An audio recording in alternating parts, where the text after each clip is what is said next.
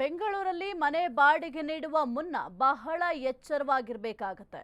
ಮನೆ ಮಾಲೀಕೆಯ ಖಾಸಗಿ ವಿಡಿಯೋ ಮಾಡಿ ಬ್ಲಾಕ್ ಮೇಲ್ ಅನ್ನ ಮಾಡಿದ್ದಾರೆ. ಬೆಂಗಳೂರಿನಲ್ಲಿ ಮನೆ ಬಾಡಿಗೆಗೆ ಕೊಡುವಂತಹ ಮುನ್ನ ನೀವು ಯೋಚನೆ ಮಾಡಬೇಕಾಗುತ್ತೆ. ಓನರ್ಗಳೇನಿದ್ದೀರಾ, ಮನೆ ಮಾಲೀಕೆಯ ಖಾಸಗಿ ವಿಡಿಯೋ ಮಾಡಿ ಬ್ಲಾಕ್ ಮೇಲ್. ಬೆಂಗಳೂರಿನ ತಿಂಡ್ಲುವಿನಲ್ಲಿ ನಡೆದಿರುವಂತಹ ಘಟನೆ ಇದು. ಪ್ರಶಾಂತ್ ಎಂಬಾತನಿಗೆ ಬಾಡಿಗೆ ನೀಡಿದ್ದ ಯುವಕ,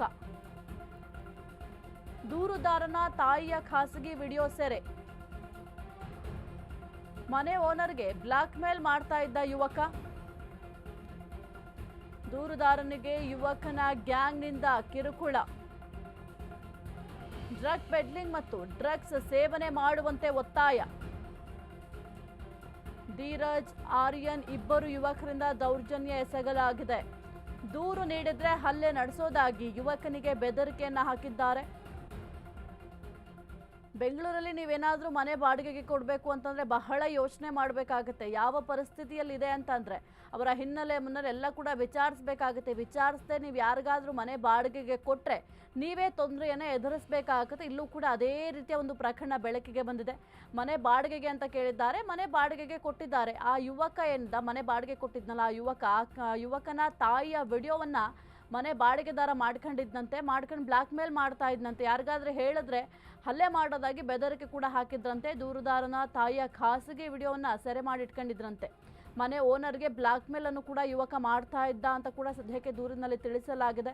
ಇನ್ನು ದೂರುದಾರನಿಗೆ ಯುವಕನ ಗ್ಯಾಂಗ್ನಿಂದ ಕಿರುಕುಳ ಕೂಡ ನೀಡಲಾಗ್ತಾ ಇತ್ತಂತೆ.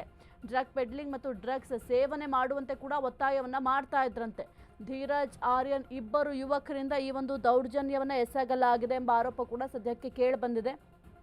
ಇನ್ನೇನಾದ್ರು ದೂರು ಕೊಟ್ಟರೆ ಹಲ್ಲೆ ನಡೆಸೋದಾಗೂ ಕೂಡ ಯುವಕನಿಗೆ ಬೆದರಿಕೆಯನ್ನು ಹಾಕಿದ್ರಂತೆ. ಯಲಹಂಕ ನ್ಯೂ ಟೌನ್ ಠಾಣೆಗೆ ದೂರನ್ನು ಕೊಟ್ಟಿದ್ದಾನೆ ಯುವಕ. ಸದ್ಯಕ್ಕೆ ಈ ಒಂದು ಪ್ರಕರಣವನ್ನು ದಾಖಲು ಮಾಡಿಕೊಂಡು ಪೊಲೀಸರು ವಿಚಾರಣೆಯನ್ನು ಮಾಡ್ತಾ ಇದ್ದಾರೆ. ಜೊತೆಗೆ ಆ ಇಬ್ಬರ ವಿರುದ್ಧ ಏನು ದೂರು ಕೇಳಿ ಬಂದಿದೆ, ದೂರು ದಾಖಲು ಮಾಡಿದ್ದಾರೆ. ಅವರನ್ನು ಕೂಡ ಕರೆಸಿ ವಿಚಾರಣೆಯನ್ನು ಮಾಡುವ ಕೆಲಸವನ್ನು ಕೂಡ ಮಾಡ್ತಾರೆ. ಹಾಗಾಗಿ ನೀವು ಅಷ್ಟೇ, ಮನೆ ಏನಾದರೂ ಬಾಡಿಗೆ ಕೊಡಬೇಕು ಅಂತಂದರೆ ಅವರು ಯಾರು, ಎಲ್ಲಿಯವರು ಎಲ್ಲವನ್ನು ಕೂಡ ಪರಿಶೀಲನೆ ಮಾಡಿ ಆ ನಂತರ ಬಾಡಿಗೆಗೆ ಕೊಟ್ಟರೆ ನಿಮಗೂ ಕೂಡ ಒಳ್ಳೆಯದು. ಇಲ್ಲ ಅಂತಂದರೆ ಈ ರೀತಿಯಾಗಿ ಇಂತಹ ನೀಚರು ಕೂಡ ಇರ್ತಾರೆ.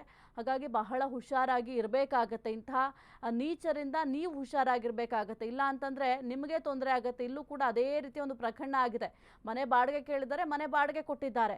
ಹಿನ್ನೆಲೆ ಮುನ್ನೆಲೆ ಏನು ವಿಚಾರಿಸಲಿಲ್ವಾ ಅಥವಾ ಏನು ಅವ್ರ ಮಗ ಬಾಡಿಗೆ ಕೊಟ್ಟರು ಅಂತ ಇವ್ರು ಸುಮ್ಮನೆ ಆದ್ರೆ ಗೊತ್ತಿಲ್ಲ. ಸದ್ಯಕ್ಕೆ ಎಲ್ಲದರ ಬಗ್ಗೆ ಕೂಡ ತನಿಖೆನ ಮಾಡ್ತಾರೆ ಪೊಲೀಸರು. ತನಿಖೆ ಮಾಡಿದ ನಂತರ ಇವರು ಯಾರು, ಎಲ್ಲಿಯವರು ಅದೆಲ್ಲದರ ಮಾಹಿತಿ ಕೂಡ ತಿಳಿದು ಬರುತ್ತೆ.